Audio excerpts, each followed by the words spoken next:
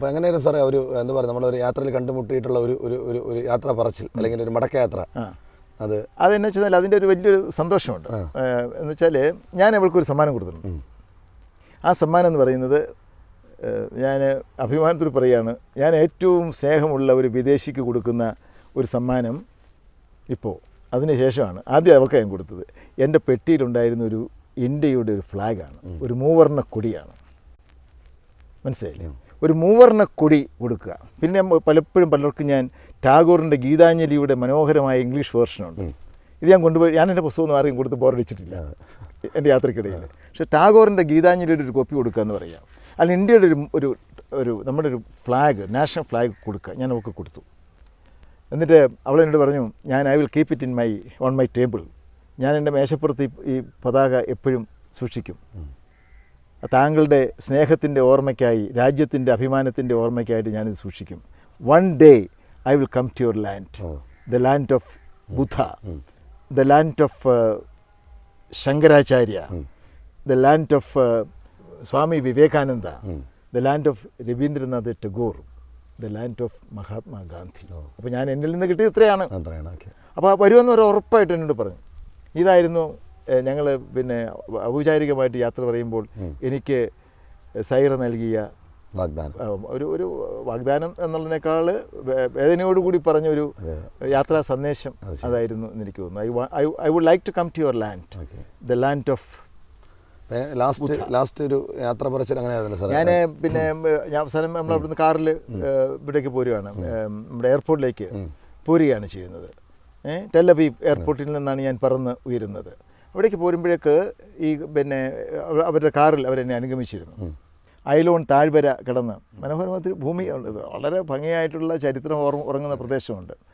എന്നാൽ അതിന് പിന്നെ കഴിഞ്ഞ ഒരു പിന്നെ തിരിയുന്ന അവസ്ഥ വന്നപ്പോഴത്തേക്ക് അവൾക്ക് അവളുടെ പിന്നെ സ്ഥലത്തേക്ക് മടങ്ങിപ്പോകേണ്ട ഒരു സ്ഥലം എത്തിയപ്പോഴേക്ക് ഞങ്ങൾ ഇറങ്ങി നിന്ന് യാത്ര പറഞ്ഞു.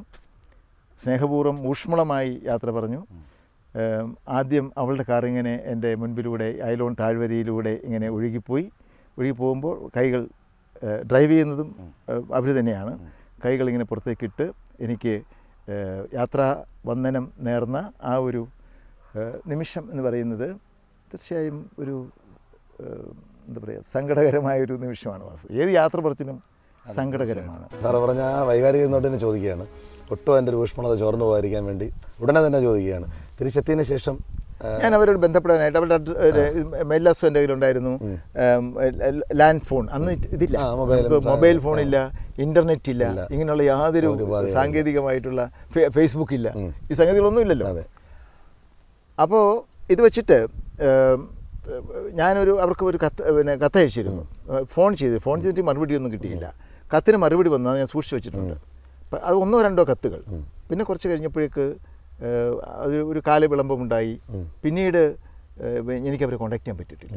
പക്ഷേ ഇവിടുന്ന് ജെറുസലേമിലേക്ക് വിശുദ്ധ നാട് സന്ദർശിക്കാൻ പോയ ആളുകളോട് ഞാൻ ഈ ഹെറോദിയൻ സോഴ്സിനെ കുറിച്ച് അന്വേഷിച്ചിരുന്നു. പക്ഷേ പലർക്കും അത് കണ്ടുപിടിക്കാൻ പറ്റിയില്ല. ഒടുവിൽ എനിക്ക് കിട്ടിയ ഒരു എന്ന് പറയുന്നത് അവിടെ ഒരു വലിയൊരു ഷോപ്പിംഗ് കോംപ്ലക്സ് വന്നിരിക്കുന്നു. അത് ലൊക്കേറ്റ് ചെയ്യാനായിട്ട് സാധിച്ചില്ല. അതങ്ങനെ അതൊരു, പക്ഷെ ആ ഒരു സ്നേഹത്തിൻ്റെ ഓർമ്മ എൻ്റെ മനസ്സിൽ നിൽക്കുന്നത് കൊണ്ട് എന്തായിരിക്കും സാറിൻ്റെ ഒരു ഊഹത്തിൽ സൈറയ്ക്ക് എന്തായിരിക്കും അവിടുത്തെ സ്ഥിതിയിൽ നമുക്ക് എന്തും സംഭവിക്കാം. നമ്മുടെ കാശ്മീരത്തുള്ള നമ്മുടെ സുഹൃത്തുക്കൾക്ക് സംഭവിക്കുന്നത് പോലുള്ള അവസ്ഥയാണ്. ഒന്നുകിൽ പിന്നെ ഒരു യുദ്ധം ഉണ്ടായിരിക്കാം. പല യുദ്ധങ്ങളും അതിനുശേഷം അവിടെ നടന്നിട്ടുണ്ട്. ആ യുദ്ധത്തിൽ എന്തൊക്കെയാണ് സംഭവിക്കുക അല്ലേ? നമ്മളങ്ങനെ ഏറ്റവും മോശപ്പെട്ട കാര്യങ്ങൾ ചിന്തിക്കരുതല്ലോ. എങ്കിലും അവരുടെ ഈ പിന്നെ ആവാസസ്ഥാനത്തിന് അപകടങ്ങൾ സംഭവിച്ചിരിക്കാം, അല്ലെങ്കിൽ ജോലി തേടി മറ്റേതെങ്കിലും രാജ്യങ്ങളിൽ പോയിരിക്കാം. ഇന്ന് എല്ലാ സാധ്യതയുള്ള ഈ വാർത്താവിനിമയത്തിൻ്റെ ഈ കാലത്ത് ഒരു പക്ഷേ ഇന്ന് ജീവിതത്തിൻ്റെ ഈ സായന്തനത്തിൽ ഒരു പക്ഷേ സൈറയുടെ ഒരു ഫോൺ വിളിയോ അല്ലെങ്കിൽ എങ്ങനെയെങ്കിലും സാറിന് ഒരു പക്ഷേ കണ്ടുപിടിക്കാൻ കുറച്ചുകൂടി എളുപ്പമായിരിക്കാം റൈറ്റർ എന്നുള്ള നിലയ്ക്ക് തേടി എത്തുകയാണെങ്കിൽ എന്താണ് സാറിൻ്റെ ഒരു ഞാൻ വളരെ സന്തോഷത്തോടു കൂടി ആ സൗഹൃദത്തെ വളരെ അഭിമാനപൂർവ്വം ആഹ്ലാദപൂർവ്വം ഞാൻ ആ സൗഹൃദത്തെ സ്വീകരിക്കും. ഞാൻ മനസ്സുകൊണ്ട് ഇപ്പോൾ ആഗ്രഹിക്കുന്നു, സാറ് പറഞ്ഞു ഒരു പക്ഷേ പ്രേക്ഷകരെന്ന് വിചാരിക്കുന്നു, സാറിൻ്റെ പാത്രസൃഷ്ടി നമ്മൾ ശരിക്കും കണ്ട കഥാപാത്രം ആളാണ്, വ്യക്തിയാണ്.